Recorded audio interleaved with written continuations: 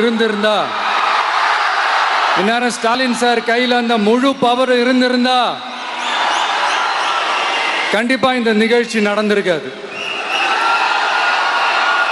ஏதாவது ஒரு முட்டுக்கட்டையை போட்டு நம்மளை வரவிடாம பண்ணியிருப்பார்.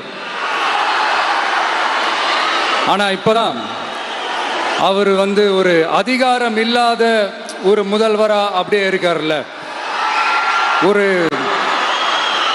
கேர்டேக்கர் கவர்மெண்ட் சொல்லுவாங்க இந்த பீரியட. அப்படி இருக்கிறதுனாலயோ என்னமோ கொஞ்சம் ஈஸியா வர முடிஞ்சதுன்னு நினைக்கிறேன். அது மாதிரி இந்த திமுக கவர்மெண்ட் நமக்கு எவ்வளவு பிரச்சனைகள், எவ்வளவு நெருக்கடிகள், எவ்வளவு அவதூறுகள், அவங்களையும் தாண்டி இன்னும் சில பேர் இன்னும் நிறைய அவதூறுகள் எல்லாமே பரப்புனாங்க.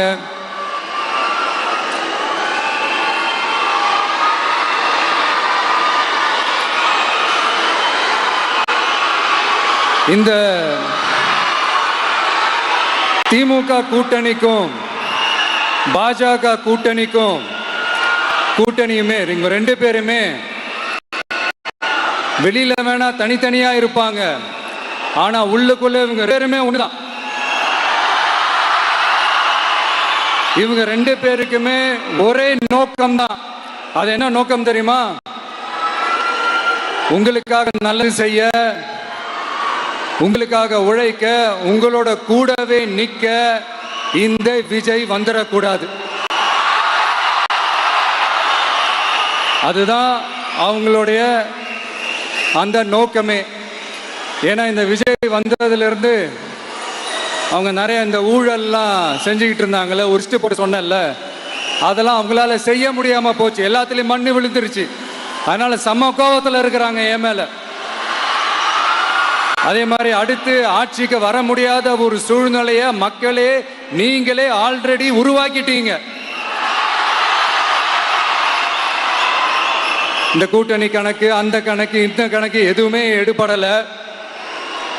இந்த அரித்மேட்டிக் கணக்கு, மேத்தமேட்டிக்ஸ் கணக்கு எல்லாமே மண்ணுக்குள்ள புதைச்சிட்டீங்க.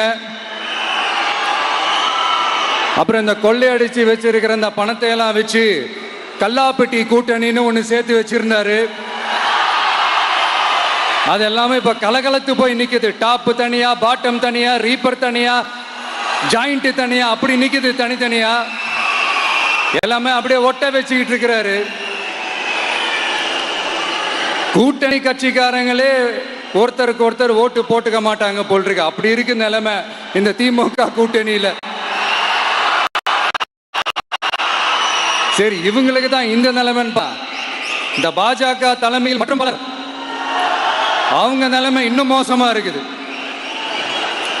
அதனால மக்களே, இந்த திமுகவோட நேரடி கூட்டணிக்கும் மறைமுக கூட்டணிக்கும் நம்ம மேல காண்டு.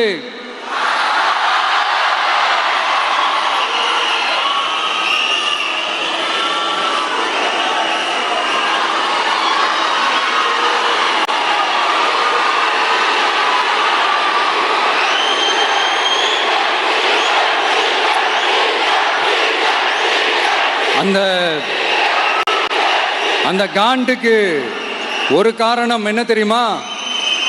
அவங்க வீட்டிலேயே, அவங்க குடும்பத்திலேயே விசில் சத்தம் பலமா கேக்குதான்.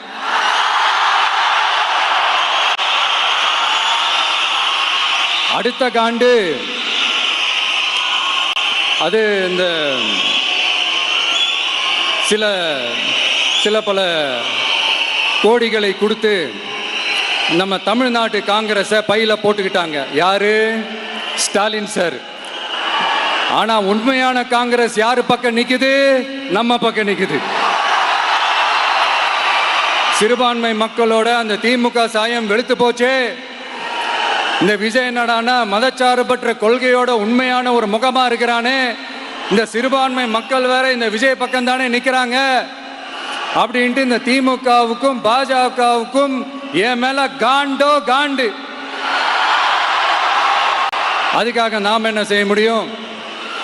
இந்த 33 வருஷமா ஒவ்வொரு வீட்டுக்குள்ளேயும் ஒவ்வொரு மனசுக்குள்ளேயும் போறதுக்கு நாம் பட்ட பாடு எனக்கு தானே தெரியும். அதனாலதான் நான் முன்னாடியே சொன்ன மாதிரி கட்சி ஆரம்பிச்சுட்டு ஒவ்வொரு வீட்டுக்குள்ளேயும் நான் போல, ஒவ்வொரு வீட்டுக்குள்ளேயும் போனதுக்கு அப்புறம் தான் கட்சியாவே ஆரம்பிச்சிருக்கிறேன்.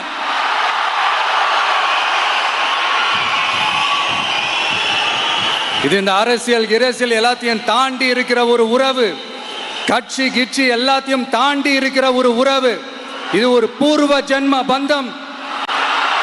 இது சும்மா இந்த அரசியல் ஆதாயம் தேடுறவங்களுக்குலாம் இது என்னன்னே புரியாது. இது மற்றவங்களுக்கு வேணா எலெக்ஷன், ஆனா இந்த விஜய் கூட நிக்கிறவங்களுக்கும் இது ஒரு இமோஷன். நான் சந்தோஷப்பட்டா மக்கள் சந்தோஷப்படுறாங்க, மக்கள் சந்தோஷப்பட்டா நான் சந்தோஷப்படுறேன். எனக்கு ஒண்ணுனா மக்களுக்கும், மக்களுக்கு ஒண்ணுனா எனக்கும் கண்ணு கலங்கும். எவ்வளவு அவதூறுகள்! இந்த கரூர் விஷயத்தை பத்தி ஊருக்கே தெரியும். ஆனா போடு, விஜய் மேல பழிய போடு.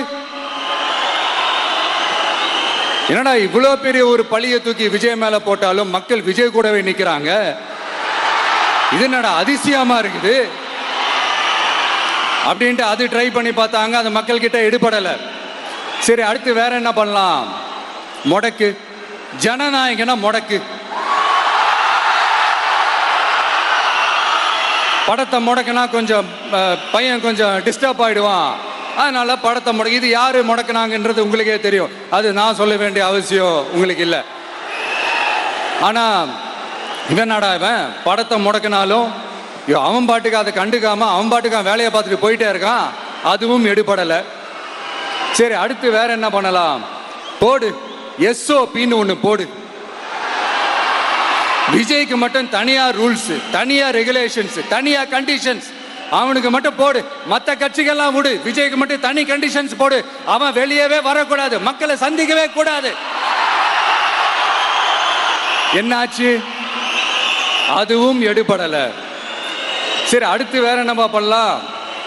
நம்மளை சுத்தி இருக்கிறவங்கள வச்சு, அதாவது இத்தனை வருஷமா வெயிட் பண்ணி இப்போ எலெக்ஷனுக்கு 30 நாளைக்கு முன்னாடி கரெக்டா அந்த டைம் பார்த்து ஒரு அவதூறு பரப்ப வேண்டியது. அது என்னன்னு உங்களுக்கே தெரியும். அதுவும் மக்கள் கிட்ட எடுபடல. அது மாதிரி எத்தனை சோதனைகள், எத்தனை வேதனைகள் நீங்க கொடுத்தாலும் இந்த திமுக நாளையோ இல்ல இந்த பாஜக நாளையோ இல்ல இந்த மற்ற பலர் நாளையோ இல்ல எந்த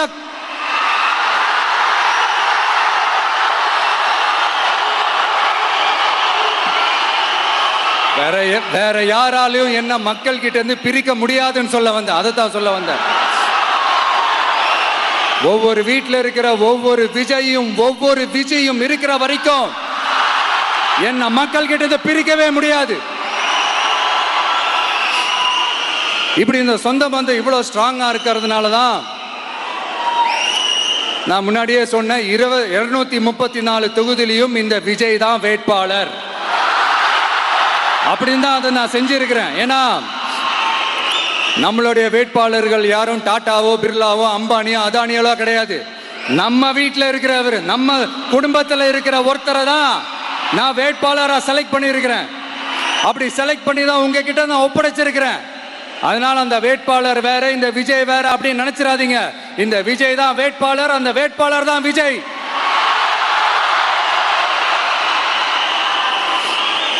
இத்தனை வருஷம் யார் யாருக்கோ ஓட்டு போட்டீங்க. ஆனா இந்த வருஷம் உங்க வீட்டில் இருக்கிற ஒருத்தருக்கு, உங்க வீட்டில் இருக்க நம்ம குடும்பத்தில் இருக்கிற ஒருத்தருக்கு நம்ம ஓட்டு போட போறோம்.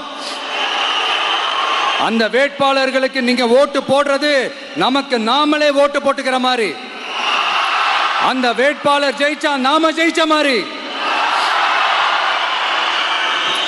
இப்படிப்பட்ட ஒரு எமோஷனலான ஒரு எலெக்ஷனை தமிழ்நாடு இல்ல, இந்தியாவே பார்த்திருக்காது.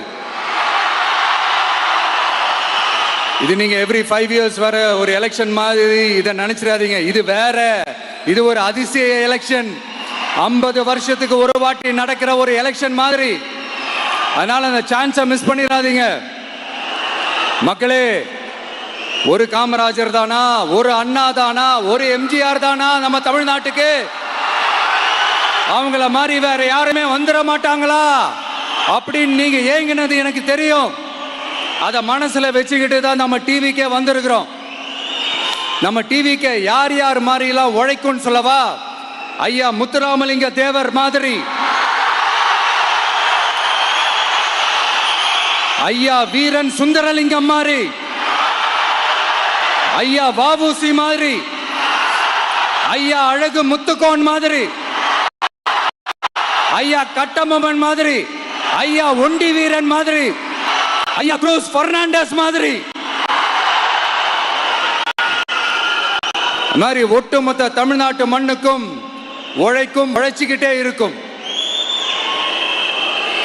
இந்த எலெக்ஷன்ல நம்ம டிவிக்கு ஆட்சி அமைஞ்சா அதென்ன அமைஞ்சா அமைக்கிறோம். எப்படி அமைக்கிறோம்? நம்ம டிவிக்கு ஆட்சி அமைஞ்ச உடனே பெண்கள், இளைஞர்கள் எல்லாருமே நல்லா இருப்போம், நல்லா இருப்போம், நல்லா இருப்போம். விவசாயிகள், மீனவர்கள், உழைக்கிற மக்கள் எல்லாருமே நல்லா இருப்போம், நல்லா இருப்போம், நல்லா இருப்போம். இன்னும் பல வருஷத்துக்கு நம்மளுடைய குடும்பங்கள், நம்மளுடைய சந்ததிகள், நம்மளுடைய தலைமுறைகள் எல்லாருமே நல்லா இருப்போம், நல்லா இருப்போம், நல்லா இருப்போம். அதனாலதான் மீண்டும் மீண்டும் சொல்றேன், வேற யாருக்காவது ஓட்டு போட்டு உங்க ஓட்டை வேஸ்ட் பண்ணிடாதீங்க. அதனாலதான் பார்த்து பார்த்து உங்களுக்கான வாக்குறுதிகளை நாம அதை அறிவிச்சிட்டு இருக்கிறோம். சொல்லாதத, செய்ய முடியாததெல்லாம் சொல்லவே மாட்டோம். அதுல ரொம்ப உறுதியா இருக்கிறோம். சொல்லாததை செய்வோம், அது வேற விஷயம். ஆனா செய்யறத மட்டும் தான் சொல்லுவோம். யங்ஸ்டர்ஸ், விவசாயிகள், மீனவர்கள், இந்த மாதிரி பல திட்டங்கள் இருக்கு. எல்லாத்தையுமே நிறைவேற்றுவோம். இந்த விஜய் அதை சாத்தியமாக்கி காட்டுவான். இதை நான் ஏன் இவ்வளவு ஸ்ட்ராங்கா சொல்றேன் அப்படின்னா, மக்கள் பணத்திலிருந்து ஒரு பைசா கூட தொட வேண்டிய அவசியமே எனக்கு இல்லை. உங்களுக்கு புரியுதுங்களா? உங்களுக்கு மக்களுக்கு தப்பே நடக்காது, தப்பே நடக்க விட மாட்டேன். இப்ப நான் சொன்னல, மக்கள் காசுல இருந்து ஒரு பைசா கூட தொட மாட்டேன்னு. அத இப்ப ஆண்டுகிட்டு இருக்கிறவங்க, இதுக்கு முன்னாடி ஆண்டவங்க தில்லா சொல்ல முடியுமா? என்னை எதிர்த்துட்டு இருக்கிறவங்களால தில்லா, கட்ஸா, கெத்தா இத சொல்ல முடியுமா? நீங்க ஒழுங்கா ஆட்சி நடத்திருந்தா பெண்கள் பாதுகாப்பு ஏன் இவ்வளவு மோசமா இருக்குது? இளைஞர்களுக்கு ஏன் வேலை வாய்ப்பு இல்லாம போச்சு? போதைப் பொருள் கலாச்சாரம் ஏன் அதிகமா இருக்கு? சட்டம் ஒழுங்கு ஏன் சரியா இல்ல? வன்முறை ஏன் தலைவரிச்சு ஆறுது? இதுக்கு உங்களால பதில் சொல்ல முடியுமா ஸ்டாலின் சார்? பதில் சொல்ல தகுதி இருக்கான்னு தான் கேட்டிருக்கணும். ஆனா கொஞ்சம் நாகரிகம் கருதி அப்படி வேணான்னு பாக்குறேன். 2-2.5 வயசு குழந்தைய துள்ள துடிக்க உங்க திமுக நிர்வாகி ஒருத்தன் கொன்னான, அதுக்கு என்ன பதில் சொல்ல போறீங்க?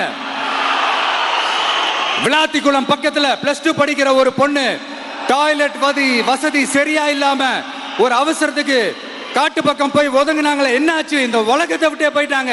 அதுக்கு என்ன பதில் சொல்ல போறீங்க? இந்த பிள்ளைங்களை உங்களால திருப்பி கொடுக்க முடியுமா சார்? 5 வருஷமா போலீஸ் டிபார்ட்மெண்ட்டை கையில வச்சுக்கிட்டு என்ன சார் பண்ணீங்க? பொம்மைகள் மாதிரி வச்சு விளையாடிட்டு இருந்தீங்களா? ஒரு மனசாட்சின்றது வேணாம். நாங்குநேரி பிரச்சனையை பத்தி பேசினா அது போதையில நடந்துச்சான், போதை பொருட்கள்னால அது நடந்துச்சான்.